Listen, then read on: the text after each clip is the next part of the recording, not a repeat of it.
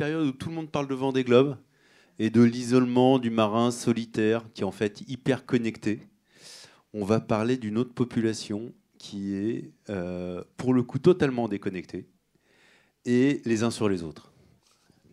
Les sous-mariniers. Donc on va avoir l'amiral Jean-Louis Vichot et Christophe Agnus qui vient de sortir un best-seller sur la vie en sous-marin. Je vous laisse vous présenter.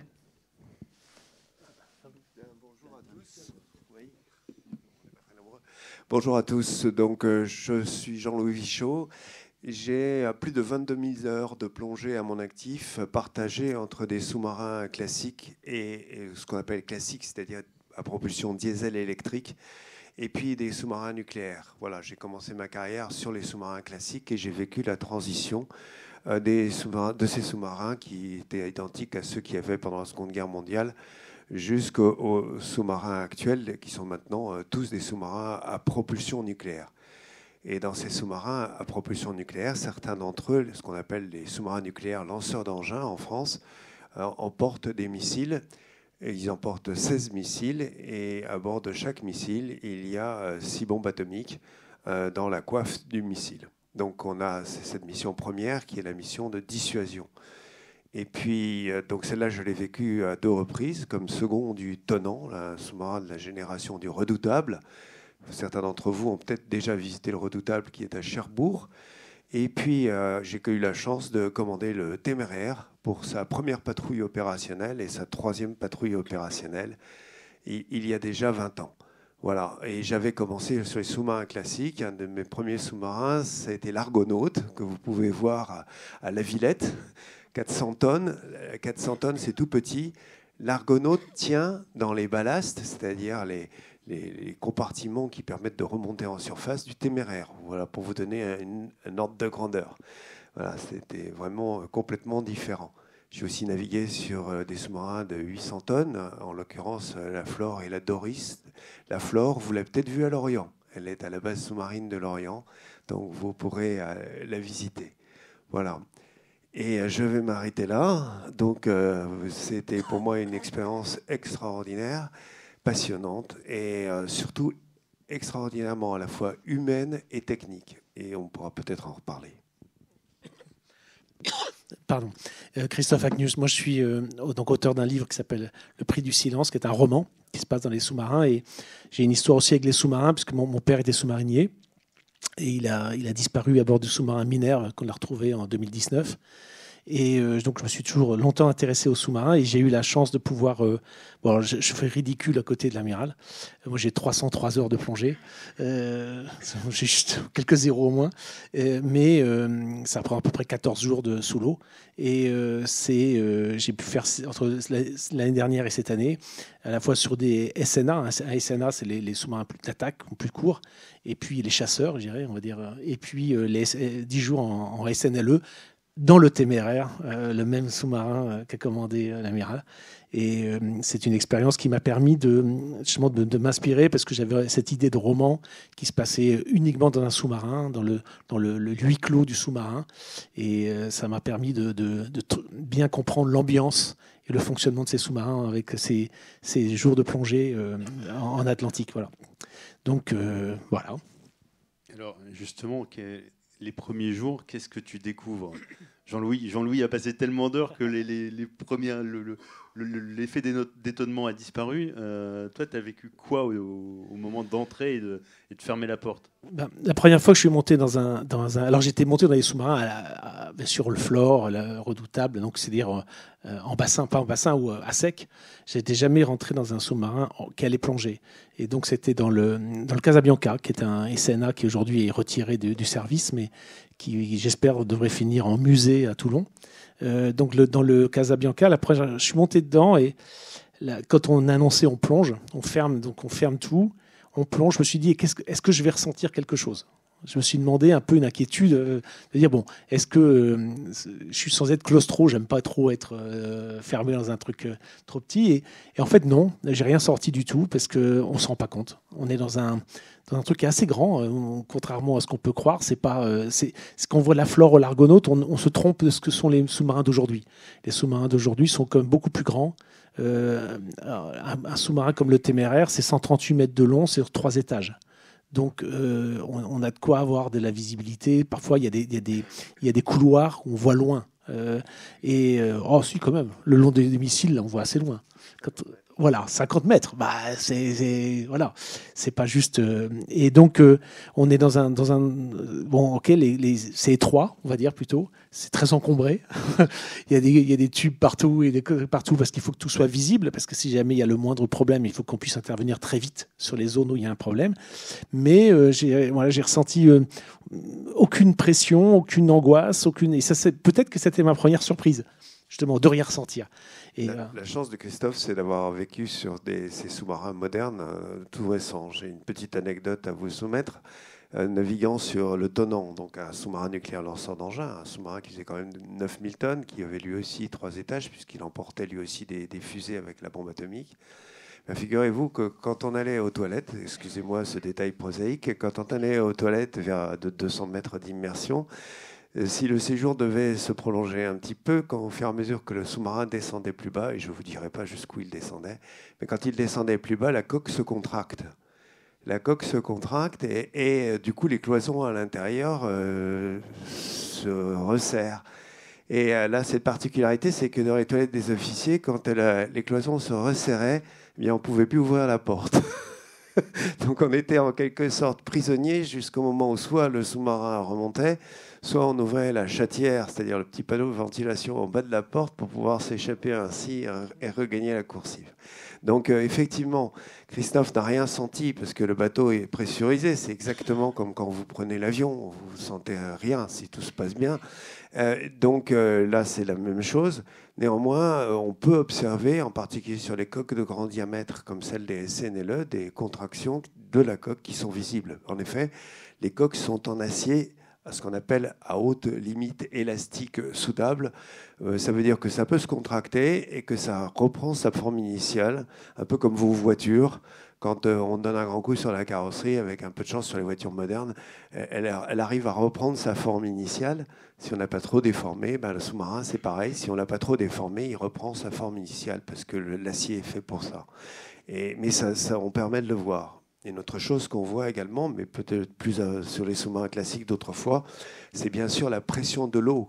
Vous savez que chaque fois qu'on prend 10 mètres d'immersion en plus, on a une atmosphère de plus qui appuie sur la coque. Donc quand vous êtes à 200 mètres, par exemple, la pression extérieure, c'est 20 atmosphères.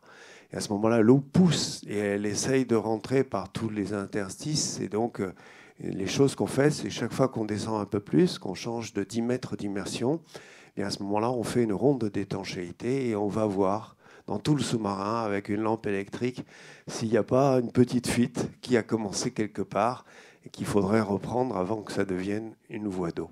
Voilà, donc c'est ce genre de choses que j'en vis. Et aussi, l'autre chose très importante, c'est le contact avec les hommes. Mais on va en reparler. Et les femmes, maintenant. Ah oui, c'est intéressant ce que dit Amir, parce que en fait, il y a à bord du sous-marin, il faut vous habituer. On s'habitue à voir quelqu'un qui se promène partout avec une petite lampe torche, une petite lampe, ça s'appelle le rondier, et qui passe tout en permanence en train de vérifier, effectivement, regarder dans tous les coins. Il cherche à la fois de l'eau ou de la fumée pour voir s'il n'y a pas une anomalie, parce que la grande angoisse, en fait, c'est plus que l'eau, c'est la fumée. C'est moi que j'ai ressenti. J'ai senti que la grande crainte, c'est le feu. Le feu, la dizaine de jours que j'ai passé dans le Téméraire, je crois qu'on a fait, parce que bon, c'était une période d'exercice, je crois qu'il y a eu d'essais, je crois qu'il y a eu une quinzaine d'alertes au feu fictives. À 2h du matin, à 8h, pendant le déjeuner, enfin n'importe quand. Et là, vous voyez brûlement, tout le monde se met en marche pour essayer de très vite éteindre le feu qui n'existe pas, en l'occurrence, tant mieux, parce qu'on vous prévient quand même que c'est pour exercice, mais on sent que tout le monde est très concerné pour éteindre le feu le plus vite possible. Et quand je dis concerné, c'est quand on discute avec les gens, les jeunes. Moi, j'ai discuté avec un jeune de 25 ans. Je lui dis à un moment, on était à la 12e alerte, et je lui dis, vous n'en avez pas marre, quoi. Ça fait 12 fois que vous êtes mis en panique et tout. Et le type, le gamin m'avait dit, non, excuse-moi, je dis gamin, mais pour moi, oui. Et il a à peu près l'âge de mon fils. Donc, il me dit, non, mais c'est super, parce que si on gagne 20 secondes sur éteindre un feu, c'est notre vie qu'on joue. Voilà. Et donc, ils sont très conscients de l'importance et ils s'entraînent. Donc, il y a cette obsession du. Pour ça, quand on dit c'est un territoire de thriller, pour moi, il y a tellement de moments où il peut y avoir des angoisses. Et une autre chose qui je trouve assez symptomatique, on parlait d'ouverture, l'eau qui essaie de rentrer. Il y a un grand moment qui est un moment qui est supervisé par le major, le patron du pont et le commandant en second. Donc, c'est des autorités du bord qui viennent. C'est quand on évacue les ordures. Parce que on ouvre une voie d'eau.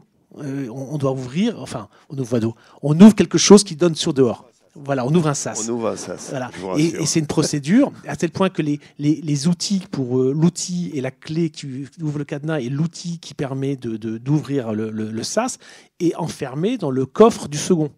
Voilà, donc on plaisante pas avec ça, quoi. C'est des moments, c'est intéressant parce que pour moi ça montre le côté, on n'est pas dans un truc anodin, quoi. On est dans un endroit assez particulier.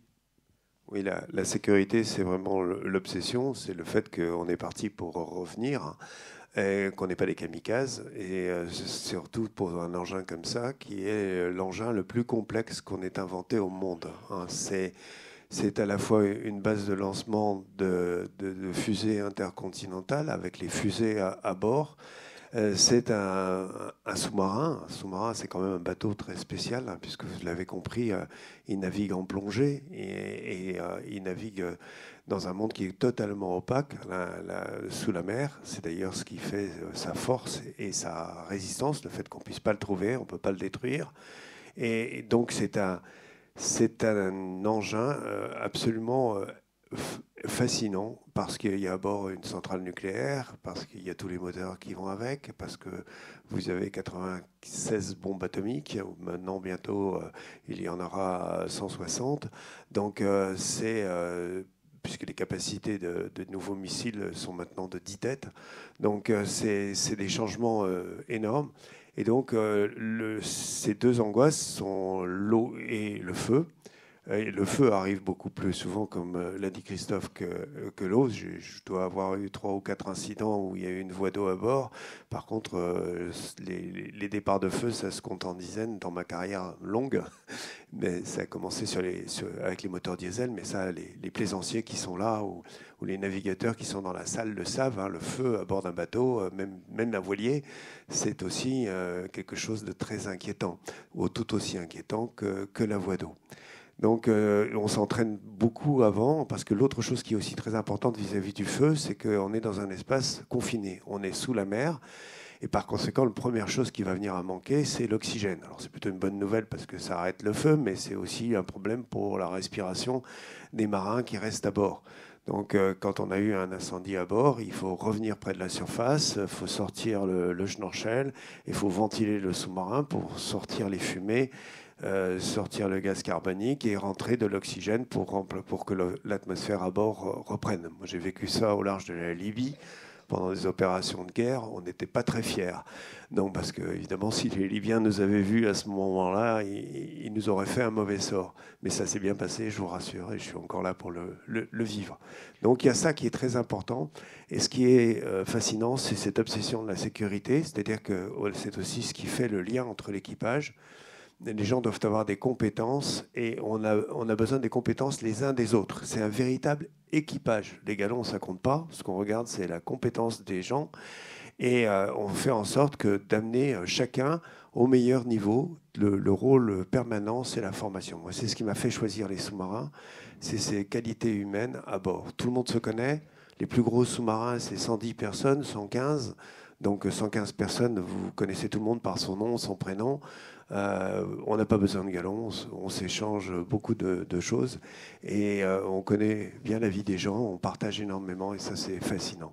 Alors maintenant on a aussi des femmes à bord, ça je ne l'ai pas vécu sur les sous-marins, je l'ai vécu dans la marine, hein, donc elles étaient déjà arrivées, mais j'en suis très fier. J'ai d'ailleurs une fille qui est officier de marine, dont je suis particulièrement fier. Voilà. Elle a un seul défaut, elle chasse les sous-marins.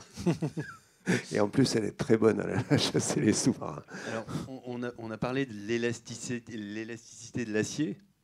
Quelle est l'élasticité de l'homme quand on a tous ces hommes et femmes réunis dans un bateau, qu'on a des conditions un peu stressantes, est-ce qu'on sent dès le début, Jean-Louis, quand on monte à bord, un équipage qui va marcher, un équipage qui est tendu, est-ce qu'on peut attaquer une campagne avec des facteurs de risque différents ? En fait, on a un peu triché. C'est-à-dire que d'abord, il n'y a que des volontaires à bord, que ce soit des hommes ou des femmes, il n'y a que des volontaires. Ensuite, tous les marins, ils ont été formés à terre avant d'embarquer sur les bateaux.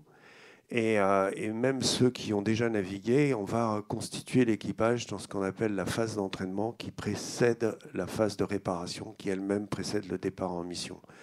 C'est-à-dire que quand on va partir, tout le monde se connaît, non seulement se connaît, mais on a travaillé en équipe ensemble. Et toutes les équipes, que ce soit les équipes qui conduisent le sous-marin, le pont, comme on dit dans la marine, que ce soit les gens qui poussent derrière, c'est-à-dire tous les ingénieurs qui mettent en œuvre les réacteurs et les installations de propulsion. Tout le monde a connaît son rôle et tout le monde a déjà navigué par équipe. Les petites équipes qui forment l'équipage du sous-marin, qui entretiennent le sous-marin en permanence, on a travaillé ensemble. Et toute cette phase d'entraînement, elle est mise à profit pour détecter les points faibles. Qui n'est pas à sa place ? Comment équilibrer les compétences au sein des différentes équipes pour que les compétences soient bien réparties. Ça ne sert à rien d'avoir une équipe qui est composée que de gens formidables et deux autres équipes qui seraient bancales. Il faut que tout le monde soit à peu près du même niveau. Donc on va jouer pendant la phase d'entraînement en déplaçant des gens pour qu'ils soient au meilleur endroit compte tenu de leurs compétences et de celles des gens qui les entourent, de telle manière que l'équipe soit homogène. Ça, c'est un travail très fin qui est absolument passionnant. Et pendant cette période-là, il arrive qu'il y ait une ou deux personnes à qui on dit non, tu partiras pas parce que tu t'insères pas dans l'équipe, et ce qui n'enlève rien à leur qualité propre, mais ils ne sont pas prêts pour naviguer dans ces équipes-là. J'ai eu le cas, c'est exceptionnel, mais j'ai eu le cas par exemple d'un officier. On lui avait fait les 3 tiers, et c'était parce qu'on est divisé en tiers pour que ça marche en permanence. Et dans chacun des tiers, ça n'avait pas marché. Donc on s'est dit, aïe, il y a un problème, on va avoir un problème. Et effectivement, c'était sur un sous-marin nucléaire d'attaque, on est parti avec lui, et ce garçon-là n'avait pas les compétences nécessaires pour naviguer dans un équipage. C'est-à-dire il aurait peut-être fait un excellent navigateur en solitaire, mais pas dans une équipe. Et du coup, on l'a sorti. Bon, il est devenu inspecteur des finances. Mais il a été bien recyclé. Enfin, ça dépend pour qui. Mais voilà. Donc, on n'hésite pas à sortir des gens pour que l'équipe soit homogène, que les gens s'en tirent. Ça fait penser à une anecdote. Ça parce que dans le très bon livre de Nathalie Guibert qui s'appelle Je n'étais pas la bienvenue, où elle raconte en fait qu'elle était la bienvenue. Mais bon, c'est pas grave. Le titre est anecdotique. Mais elle raconte qu'elle était formidablement donc accueillie par un équipage, sauf un officier qui était odieux tout le temps. Et alors, moi, quand je me suis retrouvé sur le CASA, il se trouve que le commandant du CASA avait était à bord, avec Nathalie Guibert, à bord de l'Émeraude. Non, il était de la Perle. Il était à bord de la Perle avec elle. Et alors, je lui ai dit, commandant, c'était qui ? Parce qu'elle l'appelle officier C, sans mettre de nom. Et il me dit, non, je ne peux pas vous dire. Et je dis, alors il y a quelqu'un qui dit, c'est un tel. Il dit, oui, c'est lui. D'accord, donc j'avais le nom. Et puis après, je dis, mais il est toujours dans les sous-marins. Et là, il y a unanimement, oh non, on l'a dégagé. Voilà. C'était, non, il n'était pas fait pour être dans les sous-marins. Et donc, il est sorti, il a continué une carrière, mais en surface. La première qualité, c'est le respect des autres. C'est le respect des autres. C'est prendre les gens comme ils sont, en sachant qu'on ne va pas les changer, mais qu'on peut les améliorer. Et donc, on va les accompagner tout le temps de la traversée. Et on a une formidable action de formation permanente à bord. C'est une caractéristique de la marine. Sur tous les bateaux de la marine, la formation, on essaie de tirer les gens le plus possible vers le haut. Pourquoi ? Parce qu'un équipage qui progresse, ils progressent tous ensemble. C'est pas seulement le commandant, c'est tous ensemble. Et ça, c'est vraiment passionnant. Il y avait, quand j'étais à bord du Téméraire, il y avait avec moi 2 élèves de l'école de guerre. Donc c'était des officiers supérieurs de l'armée de terre qui venaient découvrir la marine, ils ne la connaissaient pas. Il y avait un qui était un lieutenant-colonel des chars, et l'autre qui était dans la cavalerie, et l'autre qui était un commandant des marsouins, donc des troupes de marine, et qui troupes de marine qui sont de l'armée de terre, hein, bizarrement, malgré leur nom, il faut le savoir. Donc, eux, ils découvraient le monde des sous-marins et le monde de la marine. Et je me souviens qu'à la fin des 9-10 jours, ils m'ont dit oh là là, mais alors, qu'est-ce qu'ils sont bons, les gars, ici. Et il me dit, franchement, ils sont tous d'un niveau technique qui est dingue, quoi. Il me dit, mais nous, chez nous, on a des bourrins. Voilà.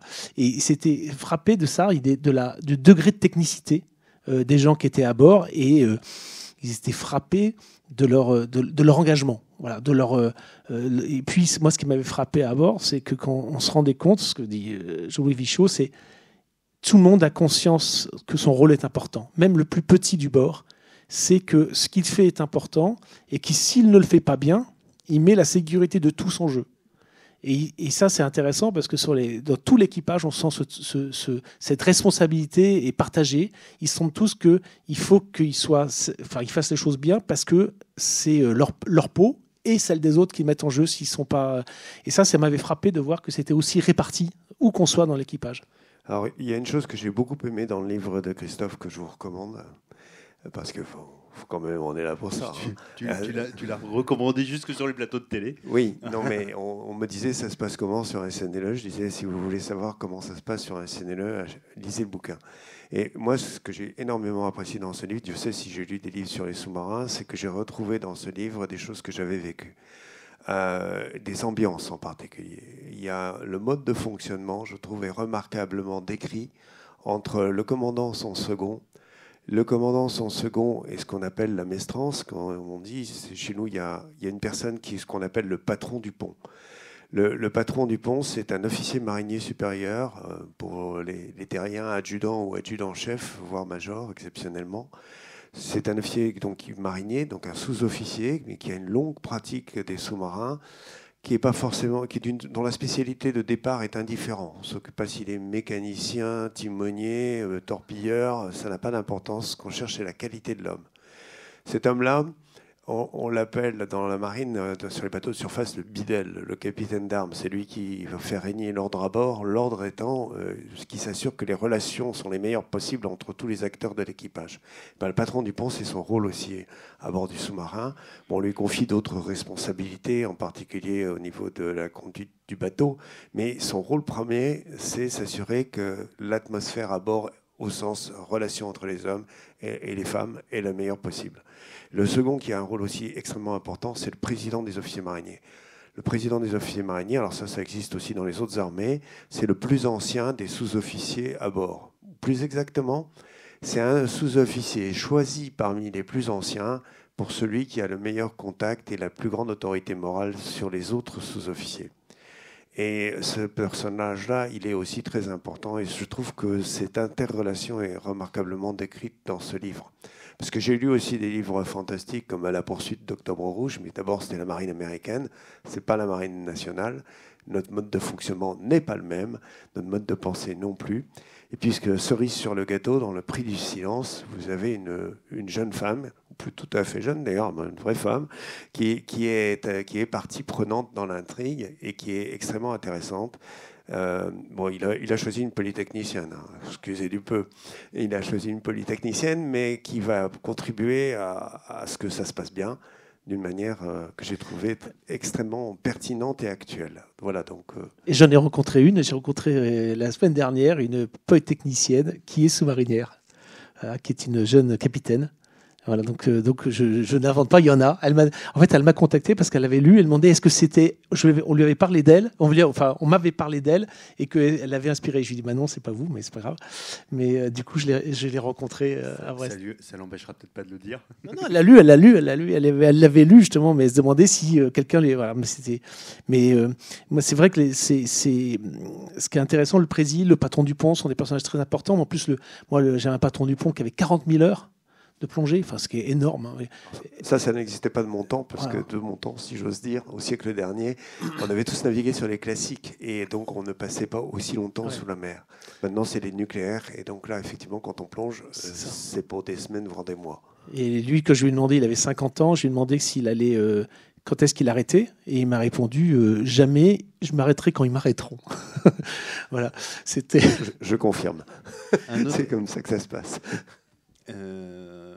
en lisant ton livre, j'ai découvert que les sous-marins, c'était comme Las Vegas. Ce qui se passe dans un sous-marin reste dans un sous-marin. C'est-à-dire qu'il y a peu d'informations, les gens sont vraiment incités ou ont l'obligation de ne rien remonter à la surface. En fait, on a une chance inouïe, c'est qu'on est entre nous. Et je dirais, c'est pas comme à la maison. Moi, j'ai des petits-enfants. Quand on est à la maison, j'ai découvert, d'ailleurs, à ma grande surprise, que les petits-enfants étaient fichus de communiquer avec l'extérieur sans passer ni par leurs parents, ni par leurs grands-parents. Le gros avantage à bord d'un sous-marin, c'est qu'on est sous la mer et qu'aucune communication n'est possible avec l'extérieur. Et que d'ailleurs, on n'a pas le droit de communiquer. On reçoit des informations en permanence, mais on n'émet pas. Parce que si on émet, on trahit sa présence.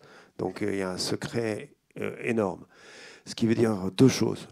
La première chose, c'est que vous partez avec vos problèmes et vous allez revenir avec vos problèmes qui seront peut-être améliorés avec le temps parce que vous aurez fait la part des choses, mais vous n'aurez pas pu les faire évoluer par les relations que vous pouvez avoir avec les uns et avec les autres. La deuxième chose, c'est que vous devez avoir une confiance formidable dans les gens que vous aimez parce que c'est eux qui gèrent la vie du monde à l'extérieur et il n'y a aucune interaction possible avec eux. Alors avant de partir, on nous pose deux questions. La première question, c'est est-ce que vous avez un événement familial redouté ?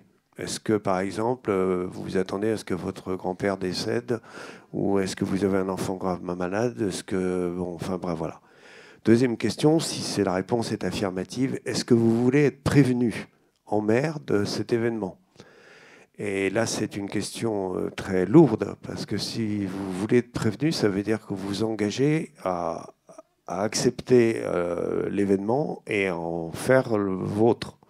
Alors, très honnêtement, on ne prendra pas le risque en début de patrouille, on prendra le risque plutôt vers la fin de la patrouille pour savoir si la personne veut être prévenue quand elle n'est pas encore débarquée ou si elle attend de découvrir ça en arrivant à terre. Et donc, ça veut dire que toutes les informations sont filtrées, ne passent que les bonnes nouvelles. Et donc, c'est extrêmement important, mais c'est en même temps extrêmement confortable pour l'individu. Son mental n'est pas troublé autrement que par son imagination. Donc ça, c'est vraiment très important. Et l'autre chose aussi, c'est le secret. Le secret, il est à bord. Ce qui s'est vécu à bord, il reste à bord jusqu'à ce que le panneau s'ouvre et qu'on débarque au retour. Bon, alors là aussi, les gens sont briefés. Il y a ce qu'ils peuvent dire et ce qu'ils ne peuvent pas dire. Mais en général, l'information, elle est quand même après beaucoup plus ouverte, beaucoup plus diffuse. Donc ça, c'est aussi très important et je trouve que c'est bien rendu dans le livre. Et la dernière chose aussi que je voulais dire, parce que je vois l'heure que tourne, il y a l'adversaire. L'adversaire est très actuel, puisqu'on appelle un chat, c'est-à-dire que le méchant, c'est un Russe. Voilà, donc le méchant, c'est un Russe qui va venir contrarier le déroulement de la patrouille du sous-marin nucléaire lançant d'engins. Et ce Russe, Christophe, là aussi m'a surpris parce qu'il a choisi des sous-marins soviétiques, en fait un survivant d'une classe de sous-marins soviétiques qui nous avait bluffé dans les années 70. C'est des sous-marins de type Alpha, c'était la nomenclature OTAN. Il a un autre nom en russe, mais c'est imprononçable. Le sous-marin type Alpha, c'était un sous-marin avec une coque en titane et surtout un réacteur qui était un réacteur c'est pas du sodium liquide, c'était un mélange de plomb et de bismuth. C'est-à-dire que le caloporteur, c'est pas de l'eau, c'est une combinaison de sel. Alors, ces sous-marins pouvaient plonger extrêmement profond, c'est-à-dire au lieu de raisonner en centaines de mètres, on passe en milliers. Et il pouvait être extrêmement rapide parce que ce réacteur très petit, très compact était extrêmement énergétique. Problème, effectivement, on est dans le monde soviétique, donc la santé des individus, c'est un phénomène annexe. Merci. Et donc voilà, c'était des sous-marins qui étaient, je pense que les gens, ils vivaient pas vieux à bord, encore moins vieux que sur un sous-marin normal. Mais surtout, ils en ont perdu aussi quelques-uns. Et au niveau radioactif, c'est un gros problème, c'est que quand vous arrêtez le sous-marin, le sel liquide qui a servi pour échanger les calories, eh bien, il se bloque. Ça devient comme de la pierre. C'est de la pierre radioactive, mais tout est bloqué. Donc, si le réacteur s'arrête, si on arrête de chauffer ce fluide, il se solidifie. Et donc, quand on a arrêté ces sous-marins, quand les Russes ont arrêté en cessant de les faire fonctionner, à la fin du monde soviétique, les réacteurs se sont retrouvés pleins de ce mélange qui est devenu comme de la pierre, sauf qu'elle était hautement radioactive. Et c'est grâce à la France, en particulier, aux savants français, que ces sous-marins ont pu être démontés. Eh bien, figurez-vous que c'est la semaine dernière qu'on a fait partir les derniers éléments combustibles de ces sous-marins Alpha vers un centre de retraitement en Russie, et que les derniers réacteurs de ces sous-marins ont été enfin démontés et ils commencent à être retraités. Donc vous voyez, et ça s'est fait avec de l'argent européen et en particulier des techniques françaises. Donc on peut en être fier. Bon, évidemment, les Russes l'ont pas trop dit, en particulier pas en ce moment. Mais sachez que voilà, c'était à la fois le témoignage de notre expertise dans le domaine du nucléaire en France. On est vraiment extrêmement calés. Gloire à nos techniciens. Et en même temps, vous voyez cette coopération fantastique qu'il y a eu entre l'Union européenne, l'Union soviétique, puis la Russie, et qui est aujourd'hui tellement mise à mal par le comportement de Poutine. Donc ça aussi, il faut l'avoir en tête. Il n'y a pas beaucoup de retour d'investissement. Alors, juste deux choses. Moi, je ne dirais pas que c'est le méchant parce qu'il est russe. C'est-à-dire au sens qu'il fait son boulot. Voilà. Il est chargé d'une mission, il l'a fait. Il fait son boulot, il est un peu caractériel. Oui, il est particulier. Mais bon, il est particulier. Mais il est empreint d'une certaine gloire. Il vit. Et après, deux petites anecdotes sur ce que vient de dire l'amiral, sur effectivement l'impossibilité de communiquer, et même entre les familles. Effectivement, les familles ont le droit d'envoyer des messages courts, 40 mots, voilà, mais c'est pas que ce soit codé. Mais ça pose parfois des problèmes, parce que on m'a raconté l'histoire d'un jeune marin donc ils doivent ça une fois par semaine, ils peuvent recevoir des messages, et donc les familles ont un délai pour remettre leur message, évidemment, qui doit être vérifié avant d'être envoyé, et que le commandant et le second, effectivement, peuvent recensurer derrière s'ils considèrent que c'est eux qui sont les ultimes juges de savoir si on donne l'info ou pas. Et on m'a raconté donc deux petites histoires. La première, c'est ce marin qui attendait ses familles, et de sa copine, sa fiancée. Et le message n'arrive pas.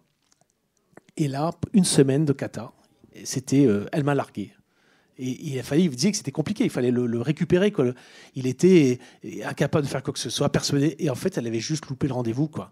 Et il disait, une semaine, il a fallu gérer le jeune parce qu'il était persuadé que sa fiancée l'avait largué, parce qu'elle avait juste manqué le rendez-vous à date. Quand on part, on vous demande si le familigramme, d'abord ça n'existe que sur les CNLE, si vous voulez qu'il soit régulier ou occasionnel, ou si vous n'en voulez pas.